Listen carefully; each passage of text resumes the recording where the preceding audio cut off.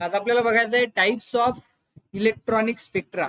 Electronic स्पेक्ट्राचे जे काही वेगवेगळे टाइप्स आहेत, जसं की आपण सुरुवातीला बघितलं होतं 4 टाइप्स आहेत. तर त्या टाइप बघण्याच्या आधी आपण वेगवेगळे ट्रान्झिशन्स बघितले. So we are going to study the types of electronic spectra. So there are 4 types of electronic spectra which are possible. जो काही कॉम्प्लेक्स आहे मेटल आणि लिगँडचा, metal plus ligand it forms complex. आणि तो जो काही कॉम्प्लेक्स आहे त्या कॉम्प्लेक्स मध्ये वेगवेगळ्या प्रकारचे इलेक्ट्रॉनचे ट्रान्झिशन होऊ शकतात. इलेक्ट्रॉन हा ग्राउंड स्टेट मधून एक्साइटेड स्टेट मध्ये जातो. तर वेगवेगळे ट्रान्झिशन्स पॉसिबल्स आहेत. आणि ते कोणकोणते ट्रान्झिशन्स पॉसिबल्स आहेत, तर देर आर 4 टाइप्स ऑफ ट्रान्झिशन. पहिला आहे DD or ligand field spectra. बघा काय असणार डीडी किंवा लिगँड फील्ड स्पेक्ट्रा. याच्यामध्ये जो काही ट्रान्झिशन मेटल कॉम्प्लेक्स आहे याच्यामध्ये जे काही डी ऑर्बिटल असतात, we know that there are 5 D orbitals.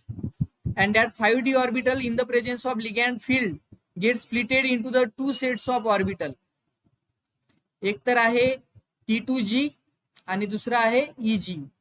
तर जर इलेक्ट्रॉनचं ट्रान्झिशन होत असेल from T2G to EG, it is called as DD transition किंवा त्याला आपण म्हणतो ligand field spectra. This is the first type. Then the second type is charge transfer spectra. तर केव्हा म्हणायचं चार्ज ट्रान्सफर स्पेक्ट्रा, जर इलेक्ट्रॉनचं ट्रान्झिशन होत असेल मेटल मधून लिगँडकडे किंवा लिगँड पासून मेटलकडे. म्हणजे काय, तर मेटलचे इलेक्ट्रॉन लिगँडकडे चालले आहेत किंवा लिगँडचे इलेक्ट्रॉन मेटलकडे चाललेले आहेत, तर त्याला आपण म्हणतो चार्ज ट्रान्सफर स्पेक्ट्रा. तिसरा टाइप आहे इंटरलिगँड ट्रान्झिशन. इंटरलिगँड ट्रान्झिशन कशाला म्हणतात, जर एक लिगँड हा दुसऱ्या लिगँडला इलेक्ट्रॉन देत असेल, लिगँडचे ऑर्बिटल्स असतात त्याला लिगँड ऑर्बिटल म्हणतात LO. तर जर एका एलओ मधून दुसऱ्या एलओ मध्ये इलेक्ट्रॉन जात असतील, जर एका लिगँडच्या ऑर्बिटल मधून दुसऱ्या लिगँडच्या ऑर्बिटल मध्ये इलेक्ट्रॉन जात असतील, तर त्याला आपण म्हणतो इंटरलिगँड ट्रान्झिशन. आणि चौथा आहे counter ion spectra. Counter ion आपल्याला माहित आहे बघा, हा आहे कोऑर्डिनेशन स्पियर आणि त्याच्या बाहेर जो कॉम्प्लेक्स आयनच्या बाहेर जो आयन असतो त्याला आपण म्हणतो काउंटर आयन. आणि त्याच्या ऍब्झॉर्प्शन ऑफ लाईट एनर्जीमुळे जर स्पेक्ट्रा येत असेल तर त्याला आपण म्हणतो counter ion spectra. So there are 4 types of electronic spectra. 4 types आहेत इलेक्ट्रॉनिक स्पेक्ट्राचे. पहिला आहे DD or ligand field spectra, दुसरा आहे चार्ज ट्रान्सफर स्पेक्ट्रा, तिसरा आहे इंटरलिगँड स्पेक्ट्रा आणि चौथा आहे काउंटर आयन स्पेक्ट्रा. जर मेटलच्या डी ऑर्बिटल मध्ये इलेक्ट्रॉनचं ट्रान्झिशन होत असेल from 1 D orbital to another, that is from T2G to EG. इथे बघा इलेक्ट्रॉन हे एक्साइट झालेला आहे from T2G into the EG, तर it is DD or ligand field spectra. जर मेटल टू लिगँड किंवा लिगँड टू मेटल होत असेल तर त्याला म्हणायचं चार्ज ट्रान्सफर स्पेक्ट्रा. जर एका लिगँडच्या ऑर्बिटल मधून दुसऱ्या लिगँडच्या ऑर्बिटल मध्ये इलेक्ट्रॉन जात असेल तर त्याला म्हणायचं इंटरलिगँड ट्रान्झिशन. आणि जर काउंटर आयनच्या एनर्जी ऍब्झॉर्प्शन मुळे किंवा लाईट ऍब्झॉर्प्शन मुळे जर स्पेक्ट्रा मिळत असेल, ग्राफ मिळत असेल, तर त्याला आपण म्हणतो counter ion spectra. So these are the 4 types, DD, charge transfer spectra, interligand and counter ion spectra. Let us see one by one.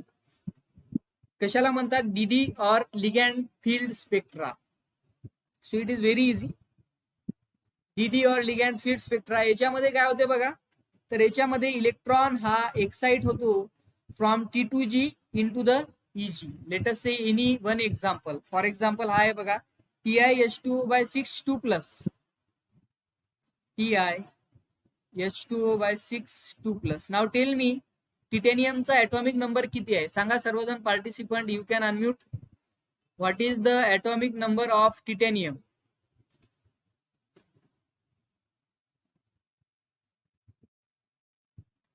Yes,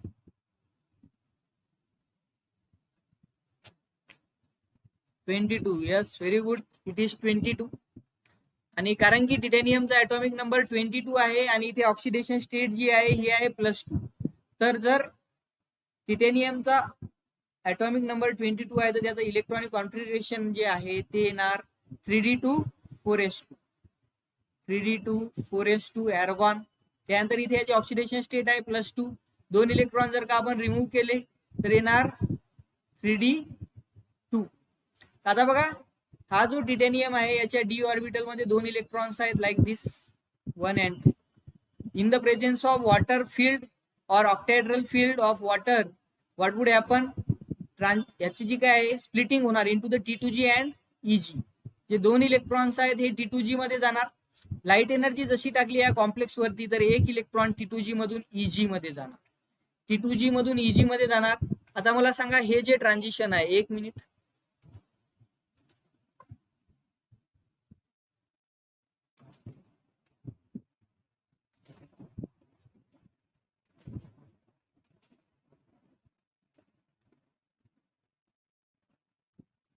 तर हे जे काही ट्रान्झिशन आहे टिटॅनियम H2O/6+2 मधलं, हे ट्रान्झिशन लॅपोर्टे अलाउड आहे की फॉरबिडन आहे, आणि स्पिन अलाउड आहे की फॉरबिडन आहे?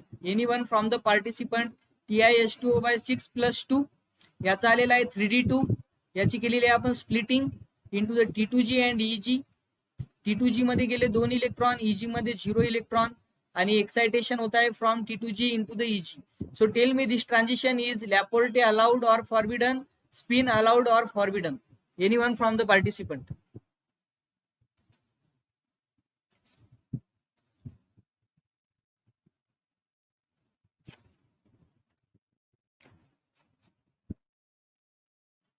माहिती आहे का कुणाला? यस राठोड. हा बोला. Laporte spin allowed and लॅपोर्टे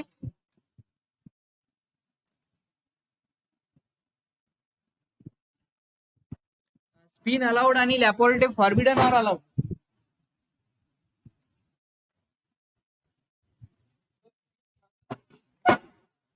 yes, it is spin allowed and लॅपोर्टे.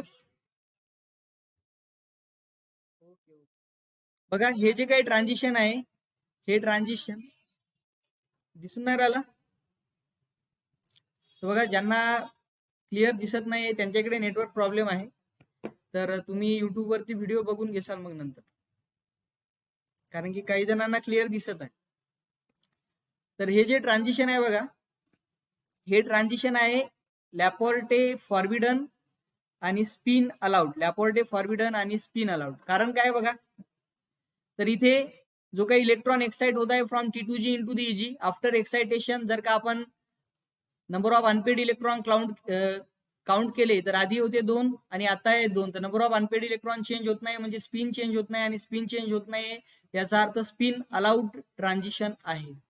पण ते जर का बघितलं, ट्रान्झिशन जिरेट टू जिरेट आहे, आणि जिरेट टू जिरेट आहे म्हणजे पॅरिटी चेंज होत नाही आहे, आणि पॅरिटी चेंज होत नसेल, delta L is equal to +-1 येत नसेल, तर इट इज लॅपोर्टे फॉरबिडन. हे आपण आधीच बघितलेलं आहे. तर this type of transition is called as DD transition or ligand field spectrum.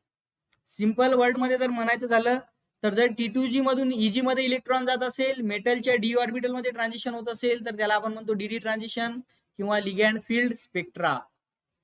हा जो काही स्पेक्ट्रा आहे, हा सिमेट्री फॉरबिडन असतो किंवा लॅपोर्टे फॉरबिडन असतो. Remember, all the DD transitions are Laporte forbidden. कारण काय आहे, तर very simple reason, gerade to gerade according to Laporte it is forbidden. होणार नाही, पण हे ट्रान्झिशन होते कारण की स्पिन अलाउड असते म्हणून, बट इट इज लॅपोर्टे फॉरबिडन. आणि म्हणूनच, कारण की लॅपोर्टे फॉरबिडन आहे, या ट्रान्झिशनची जी इंटेन्सिटी आहे ही खूपच लो असणार. When doubly forbidden more weak band means what? जर स्पिनही फॉरबिडन असेल आणि लॅपोर्टे फॉरबिडन दोन्ही असेल, स्पिन फॉरबिडन आहे आणि लॅपोर्टे फॉरबिडन आहे, तर अशा वेळेस खूपच वीक ऍब्झॉर्प्शन होते, खूपच वीक स्पेक्ट्रम आपल्याला दिसतो. जसं की फॉर एक्झाम्पल D5 घेऊया आपण, MnH2O/6+2. MnH2O/6+2. Tell me what is the atomic number of manganese? Anyone from the participant? Yes, manganeseचा atomic number आहे 25. And as it is 25, tell me what would be the electronic configuration in the +2 oxidation state? कोणी participant पैकी manganese +2 चं electronic configuration येते का कोणा?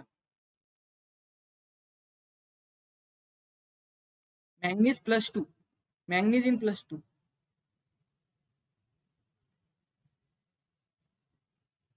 Manganese in +2 oxidation state.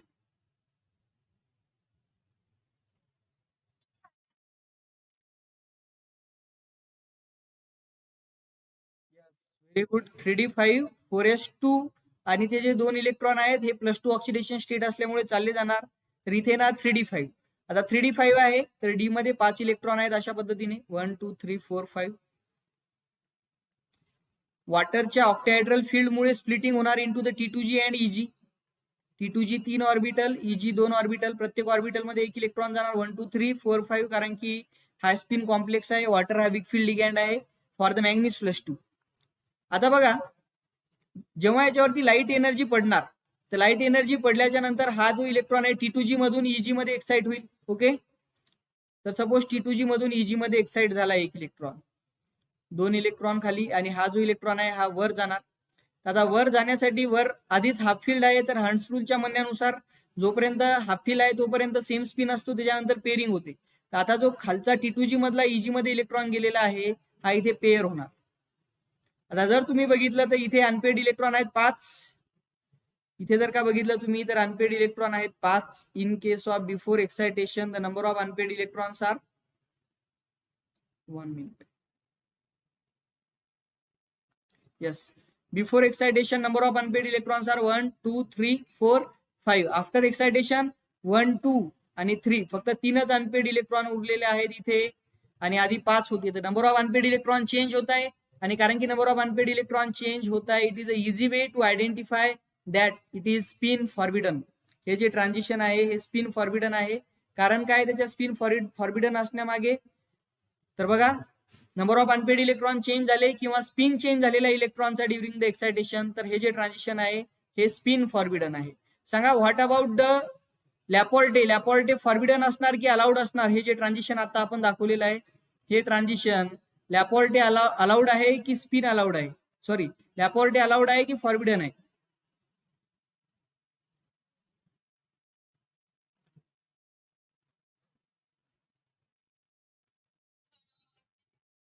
Yes, very good. It is forbidden. Why it is forbidden? कारण की T2G to EG, G-rate to G-rate, parity is not changing, therefore it is forbidden. So this transition is doubly forbidden.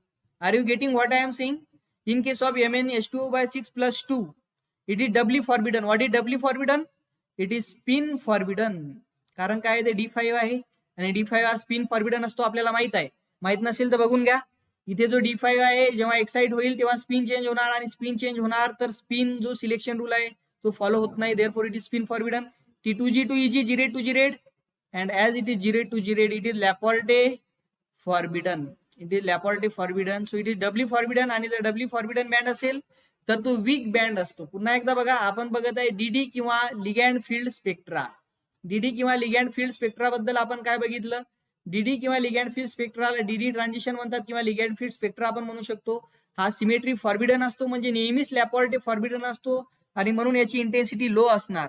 जर doubly forbidden असेल म्हणजे काय, स्पिनही forbidden आहे आणि लॅपोर्टेही forbidden आहे, तर अशा वेळेस खूपच वीक बँड येणार. अशा वेळेस खूप वीक बँड येणार. देन याचे जे काही बँड्स आहेत किंवा याचा जो काही स्पेक्ट्रम आहे हा युव्ही विजिबल आणि IR रिजन मध्ये. It occurs in the UV visible and IR region.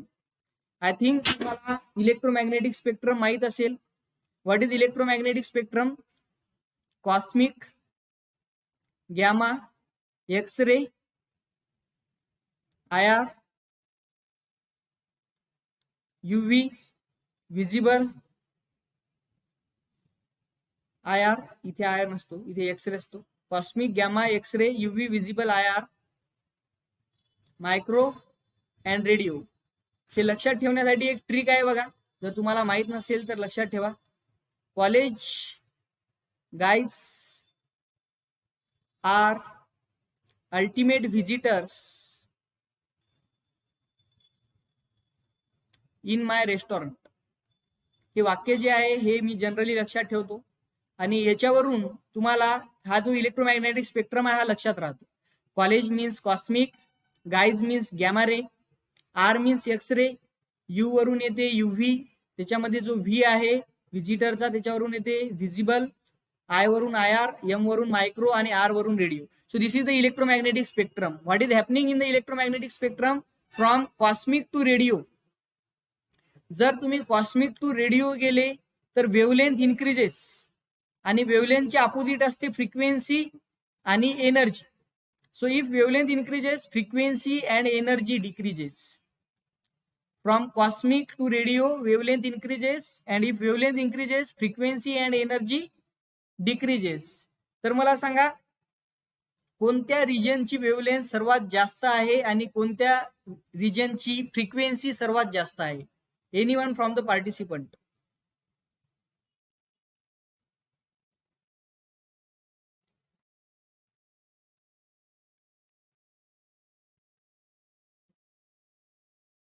Wavelength कोणत्या रिजनची जास्त आहे आणि फ्रिक्वेन्सी कोणत्या रिजनची जास्त आहे? सर्वात maximum. Very easy.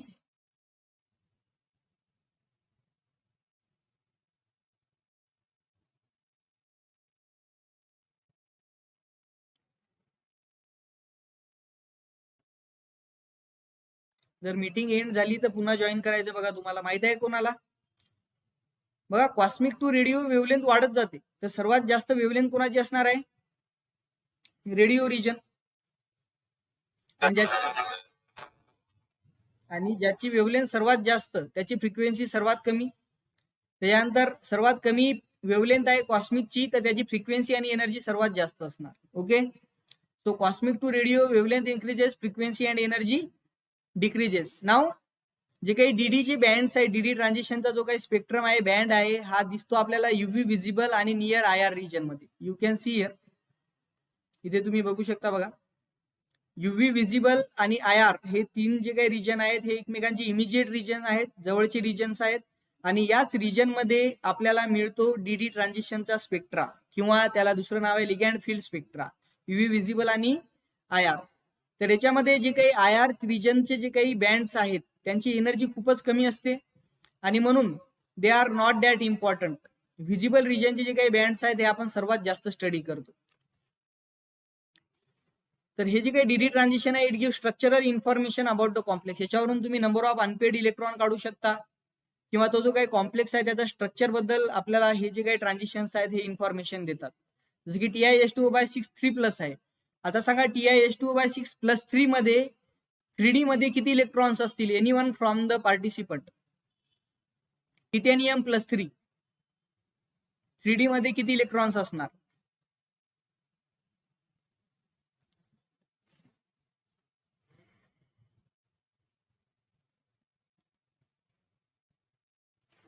Titanium +3. Very easy. माहिती आहे कोणाला? Yes, very good Chavan. 3D1 आहे बघा. कसं काढलं तर टिटॅनियम आहे 22. 3D2 4s2 3 इलेक्ट्रॉन काढून टाका. 4s मधले 2 गेले, 3D मधला 1 गेला, दॅट इज 3D1. ओके. तर 3D1 आहे. डी मध्ये 5 इलेक्ट्रॉन्स आहेत लाईक दिस 1 2 3 5 ऑर्बिटल. डी मध्ये 1 इलेक्ट्रॉन. याचं होणार स्प्लिटिंग 3Dचं, T2G आणि EG. आता हे जे ट्रान्झिशन आहे हे ट्रान्झिशन स्पिन अलाउड असणार की फॉरबिडन, आणि लॅपोर्टे अलाउड असणार की फॉरबिडन फ्रॉम द पार्टिसिपंट? सांगा. स्पिन आणि लॅपोर्टे अलाउड आणि फॉरबिडन.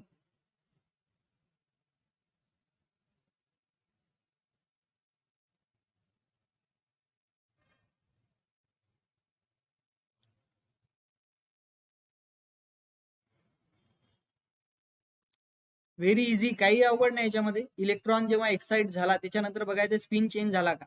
झाला नसेल तर अलाउड, आणि लॅपोर्टे तर खूपच इझी आहे. लॅपोर्टे मध्ये काहीच बघायचं काम नाही, डीडी ट्रान्झिशन आहे. सांगा. Anyone from the participant. Spin allowed or forbidden, Laporte allowed or forbidden?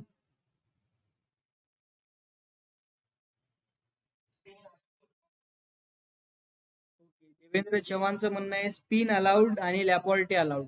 तर बघा लॅपोर्टे अलाउड असणार आहे काय? जिरेड टू जिरेड.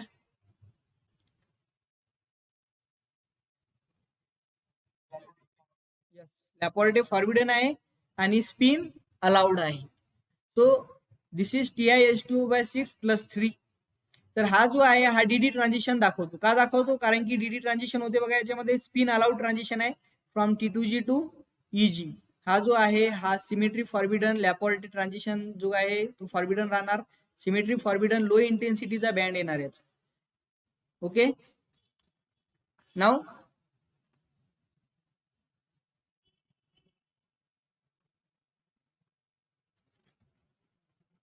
जर युव्ही रिजन मधला बँड असेल तर it is of higher frequency, but हा जो बँड आहे it is overshadowed by the charge transfer and interligand transition.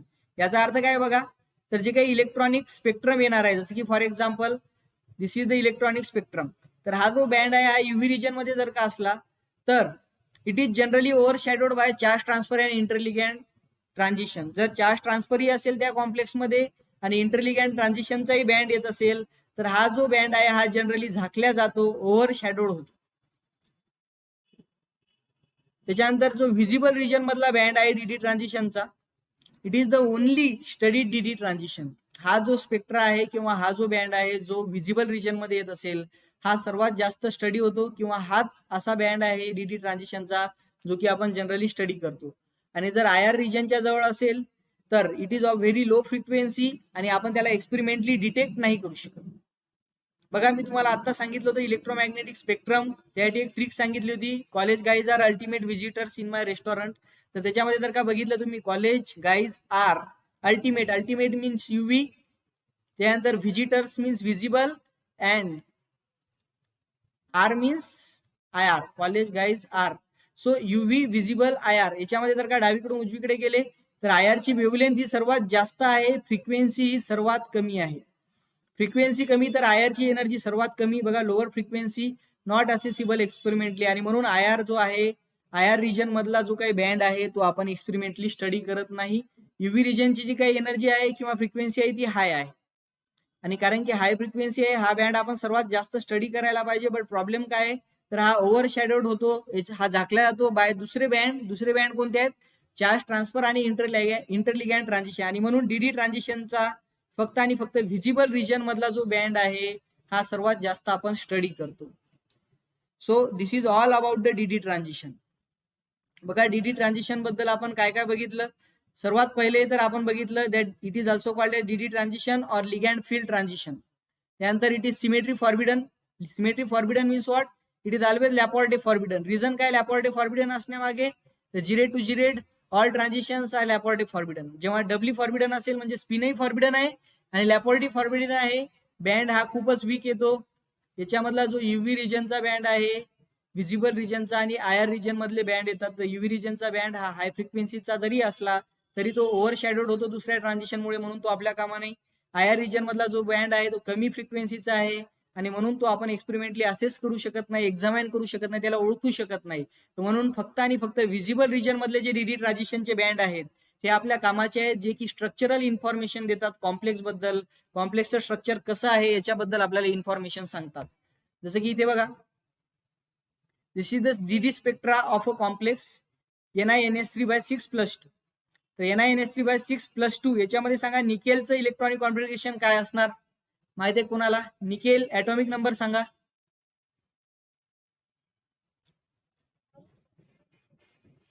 Yes, nickel आहे 28 3d8 4s2. ओके, आणि +2 आहे. बघा इथे या फिगर मध्ये जर का तुम्हाला दिसत असेल तर इट इज इन +2, आणि कारण की तो +2 मध्ये आहे, 2 इलेक्ट्रॉन गेले 4s मधले, तर तो आहे 3d8. हा आहे T2G आणि हा आहे EG. अमोनिया आहे इन द +2 ऑक्सिडेशन स्टेट, तर हा असणार आहे हाय स्पिन कॉम्प्लेक्स 1 2 3 4 5 6 7 8. तर हा इलेक्ट्रॉन जेव्हा T2G मधून EG मध्ये जाईल तर याला स्पिन चेंज करण्याचं काम नाहीये. बघा काय आहे, 3d8 आहे. तर हा जो इलेक्ट्रॉन आहे, एक मिनिट, यस, तर हा जो इलेक्ट्रॉन आहे बघा, जो की अँटी क्लॉकवाईज आला आहे, अँटी क्लॉकवाईज वाला जो इलेक्ट्रॉन आहे हा वर अँटी क्लॉकवाईजच जाणार, कारण की काय आहे, तर वरती ऑलरेडी हाफ फील्ड आहे. हंस रूलच्या म्हणण्यानुसार आफ्टर हाफ फील्ड इलेक्ट्रॉनची पेरिंग स्टार्ट होते, तर हा जो अँटी क्लॉकवाईज वाला आहे हा वर अँटी क्लॉकवाईज म्हणूनच जाणार, आणि म्हणून number of unpaired electron change होत नाहीत. हा स्पिन अलाउड आहे आणि याचे डीडी ट्रान्झिशन्सचे बँड दिसतात. तर इथे 3 बँड दिसून राहिले बघा, एक युव्ही रिजन मध्ये आहे, त्यानंतर एक व्हिजिबल रिजन मध्ये आहे आणि एक आय आर रिजन मध्ये आहे. तर जनरली युव्हीचा जो बँड आहे हा आपण स्टडी करत नाही, कारण की हा ओव्हर शॅडेड असतो जनरली, आणि आय आर जे आहे याची फ्रिक्वेन्सी कमी असल्यामुळे तो इझिली असेस करू शकत नाही, आपण त्याला इझिली आयडेंटिफाय करू शकत नाही, आणि म्हणून फक्त आणि फक्त व्हिजिबल रिजन मधले जे काही बँड्स आहेत, जसे की हा व्हिजिबल रिजन मधला बँड आहे, तर व्हिजिबल रिजन मधले जे बँड आहेत हेच आपण स्टडी करतो for the DD transition. Okay, काय अडचण आहे का सांगा बघा. 1 मिनिटापेक्षा कमी वेळ राहिलेला आहे. तुम्हाला पुन्हा जॉईन करायची आहे मीटिंग, याच्या समोरचं घेणार आहे आपण. काय अडचण असेल तर विचारू शकता. इन द डीडी ट्रान्झिशन काय अडचण आहे कोणाला?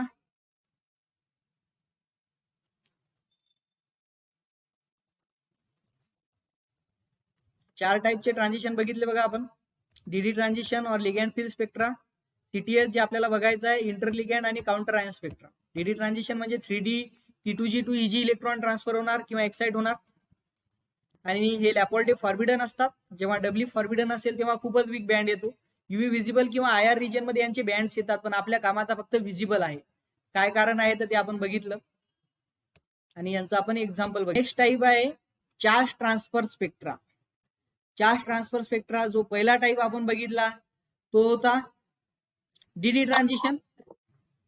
त्यानंतर जो सेकंड टाईप आहे तो आहे चार्ज ट्रान्सफर स्पेक्ट्रा. खूपच इंटरेस्टिंग हा स्पेक्ट्रा आहे बघा, अँड व्हेरी इम्पॉर्टंट. जे काही तुम्ही हायली कलर्ड केमिकल जे काही बघितलेलं, जसं की KMnO4 बघितला असेल तुम्ही, K2Cr2O7 बघितलेला आहे, ज्यांचा कलर खूपच डार्क असतो, तो असतो चार्ज ट्रान्सफर स्पेक्ट्रामुळे. तर बघूया चार्ज ट्रान्सफर स्पेक्ट्रा हा केव्हा आपल्याला दिसतो. सो चार्ज ट्रान्सफर स्पेक्ट्रा तेव्हा आपल्याला दिसणार जेव्हा ट्रान्झिशन हे लॅपॉर्टे आणि स्पिन दोन्ही अलाउड असणार. लॅपॉर्टे आणि स्पिन हे दोन्ही अलाउड असणार. आता बघा, जे डीडी ट्रान्झिशन्स असतात हे कधीच लॅपॉर्टे अलाउड नसतात, म्हणजे नेहमीच हे लॅपॉर्टे फॉर्बिडन असतात. कारण काय बघा, तर gerade to gerade according to Laporte it is forbidden. So Laporte आणि स्पिन अलाउड हे डीडी ट्रान्झिशन कधीच असू शकत नाही. तर चार्ज ट्रान्सफर स्पेक्ट्रा पहिली कंडिशन आहे काय, तर ती लॅपॉर्टे आणि स्पिन दोन्ही अलाउड पाहिजे ट्रान्झिशन, तरच तो चार्ज ट्रान्सफर स्पेक्ट्रा असणार. हे जे स्पेक्ट्रम आहेत किंवा हा जो स्पेक्ट्रा आहे हा खूपच इंटेन्स कलर दाखवतो, खूपच गडद कलर असतो, आणि त्यांचे जे काही ऍब्झॉर्प्शनचा जो काही बँड आहे हा खूप जास्त एनर्जीचा येतो. It is high energy band and it is in the UV and visible region. We can easily assess, we know that UV आणि व्हिजिबलची जी काही फ्रिक्वेन्सी आहे जास्त असते IR पेक्षा, आणि आपण याला इझिली असेस करू शकतो. So first thing, it is observed when the Laporte and spin both are allowed, तेव्हा चार्ज ट्रान्सफर स्पेक्ट्रा होणार. इंटेन्स कलर दाखवतो हा, आणि हाय एनर्जीचा बँड येतो in the UV and visible region. Most important point, हा जो बँड आहे हा 100 ते 1000 पटीने जास्त स्ट्रॉंग असतो दॅन द डीडी ट्रान्झिशन. याची जी काही इंटेन्सिटी आहे ही 100 to 1000 टाइम्स ग्रेटर असते as compared to DD transition. Charge transfer स्पेक्ट्राचे दोन टाईप आहेत. एक आहे मेटल टू लिगॅंड आणि दुसरा आहे लिगॅंड टू मेटल. तर केव्हा आपण म्हणणार मेटल टू लिगॅंड, जर मेटलच्या नॉन बॉन्डिंग किंवा अँटी बॉन्डिंग मॉलिक्युलर ऑर्बिटल मधला इलेक्ट्रॉन, तुम्ही म्हणसाल sir what is non bonding or anti bonding molecular orbital. It is very easy. आपण मॉलिक्युलर ऑर्बिटल थेरी बघितली असेल बघा तुम्ही आधी कधी. मॉलिक्युलर ऑर्बिटल थेरीच्या म्हणण्यानुसार LCAO नावाचा कन्सेप्ट आहे, linear combination of atomic orbital. आपण त्याच्या खूप जास्त आतमध्ये नाही जाणार आहे. सरळ सरळ असं लक्षात ठेवा, इन फेज जर का ओव्हरलॅप झाला, पी ऑर्बिटलचं एक्झाम्पल घेऊया, इन फेज ओव्हरलॅप, पॉझिटिव्हचा ओव्हरलॅप, इन फेज ओव्हरलॅप, तर bonding molecular orbital. Okay. Out of phase overlap झाला म्हणजे पॉझिटिव्ह निगेटिव्हचा ओव्हरलॅप झाला, तर anti bonding molecular orbital. Okay. In phase overlap bonding molecular orbital, out of phase overlap anti bonding molecular orbital. मग आता sir non bonding कोणाला म्हणणार, तर व्हेरी इझी, जेवढा पॉझिटिव्ह तेवढाच निगेटिव्ह ओव्हरलॅप जर का झाला तर असं कसं होईल, तर बघा पी ऑर्बिटल पॉझिटिव्ह निगेटिव्ह, आणि हा दुसरा ऑर्बिटल जर का अपोजिट असेल निगेटिव्ह पॉझिटिव्ह, जेवढा पॉझिटिव्ह ओव्हरलॅप तेवढाच निगेटिव्ह ओव्हरलॅप, तर त्याला आपण म्हणतो नॉन बॉन्डिंग मॉलिक्युलर ऑर्बिटल. तुम्ही शिकलेला आहे. तर इथे बघा बॉन्डिंग, नॉन बॉन्डिंग आणि अँटी बॉन्डिंग केव्हा बनतो, पॉझिटिव्ह ओव्हरलॅप किंवा in phase BMO, out of phase ABMO, जेवढा इन फेज तेवढाच आउट ऑफ फेज तर नॉन बॉन्डिंग मॉलिक्युलर ऑर्बिटल. तर जर इलेक्ट्रॉन हा एक्साइट होत असेल from non bonding or anti bonding molecular orbital of metal, remember, जर इलेक्ट्रॉन एक्साइट होत असेल मेटलच्या नॉन बॉन्डिंग किंवा अँटी बॉन्डिंग मॉलिक्युलर ऑर्बिटल मधून in to the लिगॅंडच्या anti bonding molecular orbital मध्ये, मेटलच्या नॉन बॉन्डिंग किंवा अँटी बॉन्डिंग मॉलिक्युलर ऑर्बिटल मधून लिगॅंडच्या अँटी बॉन्डिंग मॉलिक्युलर ऑर्बिटल मध्ये, तर त्याला आपण म्हणतो metal to ligand charge transfer spectra. बघा इलेक्ट्रॉन कुठून कुठे ट्रान्सफर होत आहे, metal to ligand. Electron transfer होत आहे मेटल टू लिगॅंड, पण मेटलच्या कोणत्या ऑर्बिटल मधून लिगॅंडच्या कोणत्या ऑर्बिटल मध्ये, तर मेटलच्या नॉन बॉन्डिंग किंवा अँटी बॉन्डिंग मॉलिक्युलर ऑर्बिटल मधून लिगॅंडच्या अँटी बॉन्डिंग मॉलिक्युलर ऑर्बिटल मध्ये. तर it is metal ligand charge transfer spectra. याच्यामध्ये काय होते, तर मेटल हा इलेक्ट्रॉन देत आहे आणि लिगॅंड हा इलेक्ट्रॉन घेत आहे. आणि आपल्याला माहित आहे, आपण 9वी पासून डेफिनेशन शिकतो ऑक्सिडेशन रिडक्शनची. जो इलेक्ट्रॉन देतो त्याचं ऑक्सिडेशन आणि जो इलेक्ट्रॉन घेतो त्याचं रिडक्शन होत असते. तर इथे कोणाचं ऑक्सिडेशन आणि कोणाचं रिडक्शन होत असेल सांगा. जो इलेक्ट्रॉन देतो त्याचं ऑक्सिडेशन आणि जो इलेक्ट्रॉन घेतो त्याचं रिडक्शन होते. तर इथे तुम्ही सांगा मला, मेटलचं काय होत आहे, ऑक्सिडेशन की रिडक्शन, आणि लिगॅंडचं काय होत आहे, ऑक्सिडेशन की reduction. Anyone from the participant?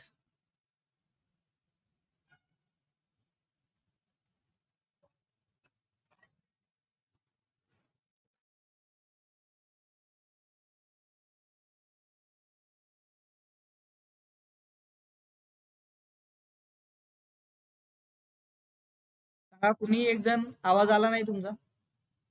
मेटलचं oxidation होत आहे की रिडक्शन, आणि लिगॅंडचं ऑक्सिडेशन होत आहे की रिडक्शन?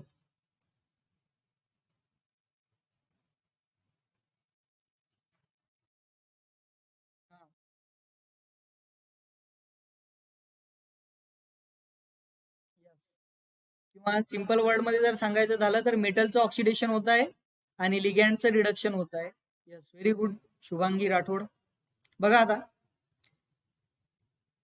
इथे मेटलचं ऑक्सिडेशन होत आहे आणि लिगॅंडचं रिडक्शन होत आहे. कारण काय आहे, तर मेटल इलेक्ट्रॉन लूज करत आहे आणि जो इलेक्ट्रॉन लूज करत आहे त्याचं होते ऑक्सिडेशन, आणि जो इलेक्ट्रॉन गेन करत आहे त्याचं होते रिडक्शन. मेटलचं ऑक्सिडेशन होत आहे आणि लिगॅंडचं होत आहे रिडक्शन.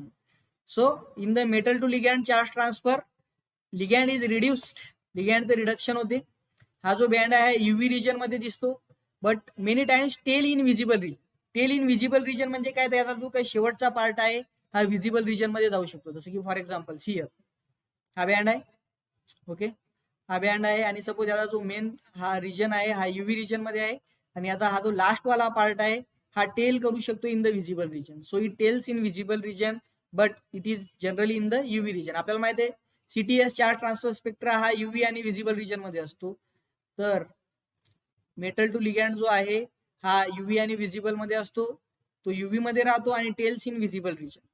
याचे एक्झाम्पल आहेत ligands pyridine, pyrazine, bipyridyl, phenanthroline and the cyanide and the carbon monoxide. हे जे काही लिगॅंड्स आहेत pyridine, pyrazine, bipyridine, phenanthroline, cyanide and carbon monoxide, they are showing metal to ligand charge transfer. याच्या मागे कारण काय आहे बघा, तर याच्या मागे सर्वात महत्वाचं कारण हे आहे की यांच्याकडे अँटी बॉन्डिंग ऑर्बिटल मध्ये इलेक्ट्रॉन्स असतात. जसे की कार्बन मोनॉक्साइड असेल, कार्बन मोनॉक्साइड जो आहे या कार्बन मोनॉक्साइडच्या अँटी बॉन्डिंग मॉलिक्युलर ऑर्बिटल मध्ये इलेक्ट्रॉन्स असतात, आणि ते इलेक्ट्रॉन जर त्याने दिले तर तो स्टेबल होतो, आणि म्हणून तो इलेक्ट्रॉन हे लिगॅंडला डोनेट करतो किंवा इलेक्ट्रॉनला लूज करतो through the metal to ligand charge transfer. आणि जेव्हा इलेक्ट्रॉनचं ट्रान्झिशन होणार त्यासाठी काही ना काही एनर्जी लागणार, ती एनर्जी ऍब्झॉर्ब होणार आणि it appears as a colour. आणि ते खूपच चांगला कलर दिसत आहे, खूपच स्ट्रॉंग कलर दिसत आहे. त्याच्या मागे कारण आहे हे ट्रान्झिशन, लॅपॉर्टे आणि स्पिन दोन्हीही अलाउड आहे. So these are the ligands, you have to remember this names. Pyridine, pyridine माहित असेल बघा, heterocyclic compound, 5 member like this, 6 member heterocyclic compound. This is the pyridine. त्यानंतर pyrazine, bipyridine, phenanthroline, cyanide and carbon monoxide. These are the different examples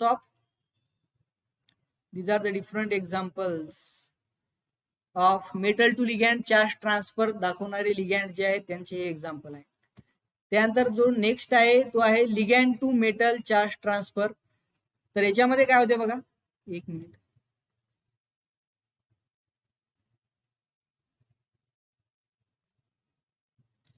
तर जे ligand to metal आता आपण बघितलेलं आहे, आता आपल्याला बघायचं आहे ligand to metal. Metal to लिगॅंडच्या नंतर ligand to metal charge transfer. तर ligand to metal charge transfer मध्ये काय होते, जो इलेक्ट्रॉन आहे हा एक्साइट होतो from the ligand molecular orbital into the metals non bonding molecular orbital or anti bonding molecular orbital.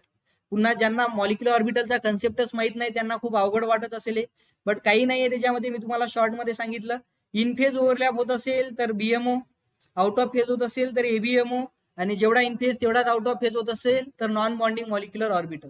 तर सध्या लक्षात ठेवा की लिगॅंड मधून लिगॅंडच्या मॉलिक्युलर ऑर्बिटल मधून किंवा लिगॅंडच्या ऑर्बिटल मधून मेटलच्या ऑर्बिटल मध्ये इलेक्ट्रॉन जात आहे. ज्यांच्यासाठी हा कन्सेप्ट नवीन आहे त्यांच्यासाठी, ज्यांना माहित आहे ते लक्षात ठेवा. लिगँडचे मॉलिक्युलर ऑर्बिटल इनटू द मेटलचा नॉन बॉन्डिंग किंवा अँटी बॉन्डिंग मॉलिक्युलर ऑर्बिटल मध्ये जर इलेक्ट्रॉन जात असेल तर it is ligand to metal charge transfer like this. बघा इथे हा जो इलेक्ट्रॉन आहे हा सध्या कुठे आहे, तर हा आहे मेटलच्या मॉलिक्युलर ऑर्बिटल मध्ये. सी हा जो इलेक्ट्रॉन आहे हा आहे मेटलच्या मॉलिक्युलर ऑर्बिटल मध्ये, आणि आता तो गेलेला आहे into the non bonding molecular orbital of or anti bonding molecular orbital of metal. आता सांगा इथे मेटलचं रिडक्शन झालं की ऑक्सिडेशन, किंवा लिगँडचं ऑक्सिडेशन झालं किंवा reduction. Ligand is oxidize or reduce here. या केसमध्ये लिगँडचं ऑक्सिडेशन झालं की रिडक्शन. हा आहे लिगँड. लिगँडने इलेक्ट्रॉन दिला की घेतला. Ligand is oxidize or reduced.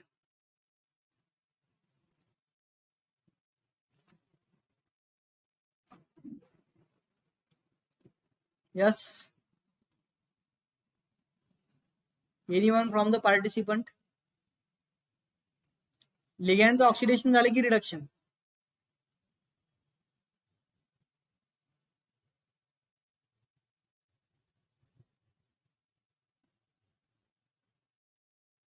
सांगा. खूप इझी आहे बघा. लिगँडने इलेक्ट्रॉन लूज केला आणि तो गेलेला आहे मेटलच्या मॉलिक्युलर ऑर्बिटल मध्ये, तर ligand is oxidize or reduced. Yes, लिगँडचं इथे ऑक्सिडेशन झालेलं आहे आणि मेटलचं इथे रिडक्शन झालेलं आहे. तर हे आहे ligand to metal charge transfer.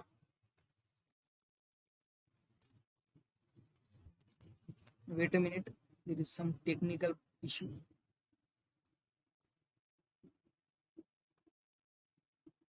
Okay.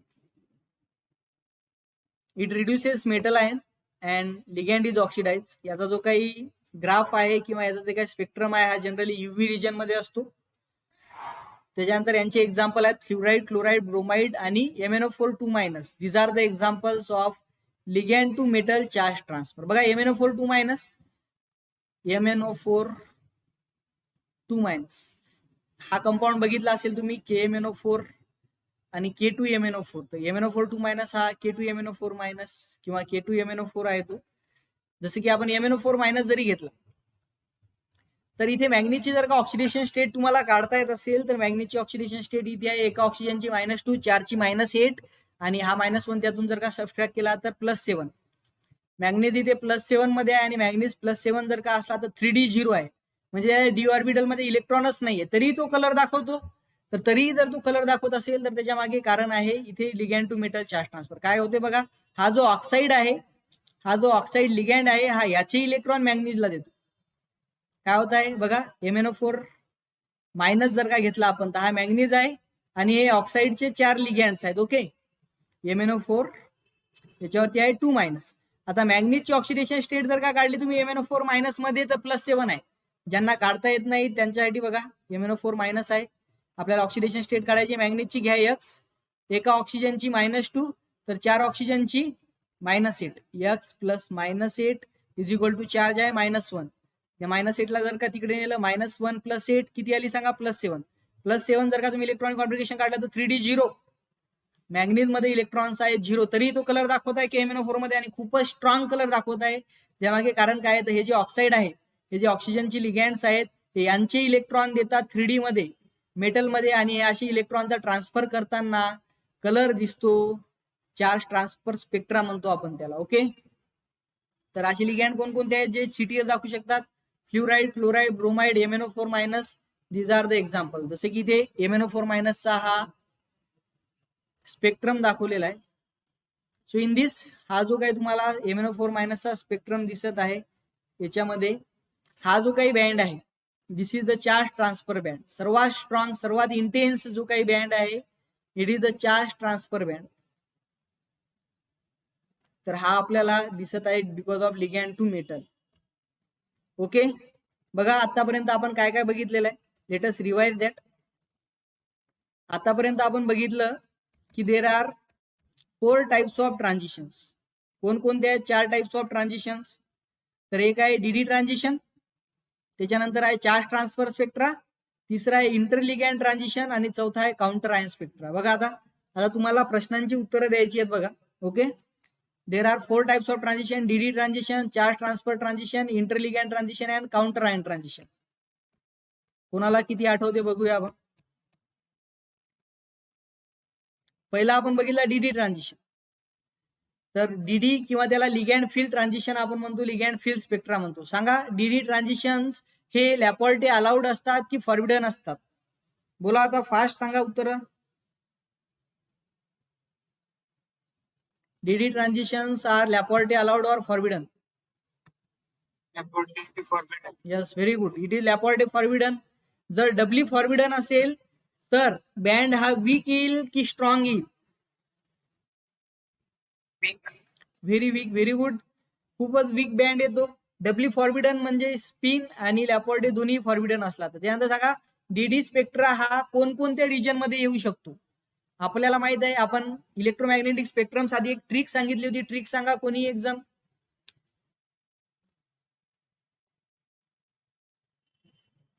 What is the trick for remembering electromagnetic spectrum? सुरुवात कॉलेज पासून होते बघा.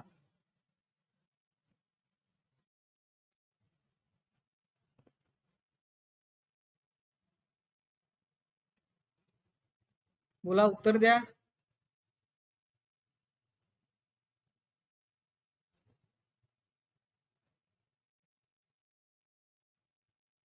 Yes, Samiga Shaikh.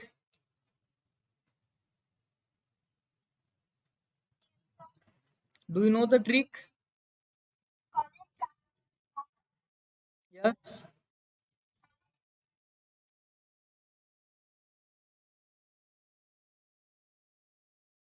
In my restaurant. तर ही ट्रिक होती बघा.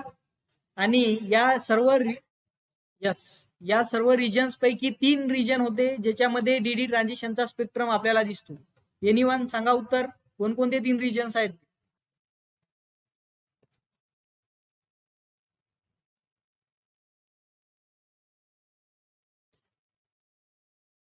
बोला, फास्ट उत्तर द्या बघा ज्यांनी मन. यस, युव्ही रिजन, अजून आणि visible region. UV, I R आणि व्हिजिबल रिजन. तर या 3 रिजन पैकी फक्त आपल्या जो काय कामाचा बँड आहे तो कोणता आहे? 2 असे बँड आहेत जे की आपल्याला स्ट्रक्चरल इन्फॉर्मेशन देत नाहीत. एक बँड आहे ज्याच्यापासून आपण माहिती मिळवू शकतो about the structure of complex. कोणता बँड आहे तो? Yes, very good. It is visible. त्याच्यानंतर आपण एक एक्झाम्पल घेतलं होतं. त्याच्यानंतर दुसरा टाईप आपण बघितला charge transfer spectra. Charge transfer स्पेक्ट्रासाठी एक कंडिशन आहे. काय कंडिशन आहे माहिती आहे कोणाला? ती कंडिशन दिसतो आपल्याला.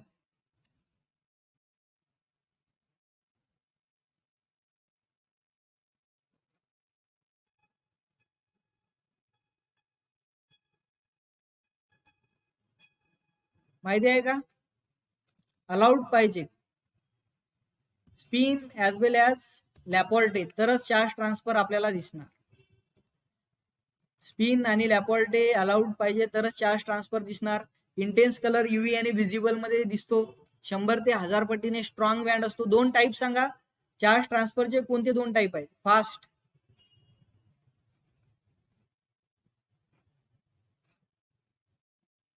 Metal to ligand and ligand to metal. Yes, very good, Chavan. Metal to ligand and ligand to metal. These are the 2 types of charge transfer. Metal to ligand and ligand to metal. Non bonding किंवा anti bonding molecular orbital मधून anti bonding मध्ये जातो लिगँडच्या.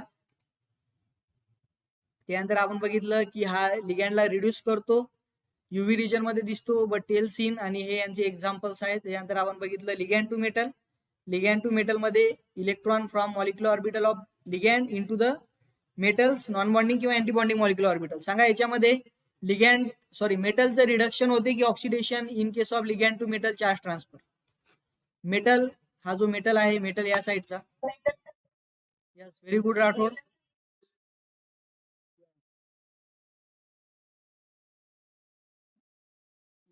मेटलचं reduction होते, very good.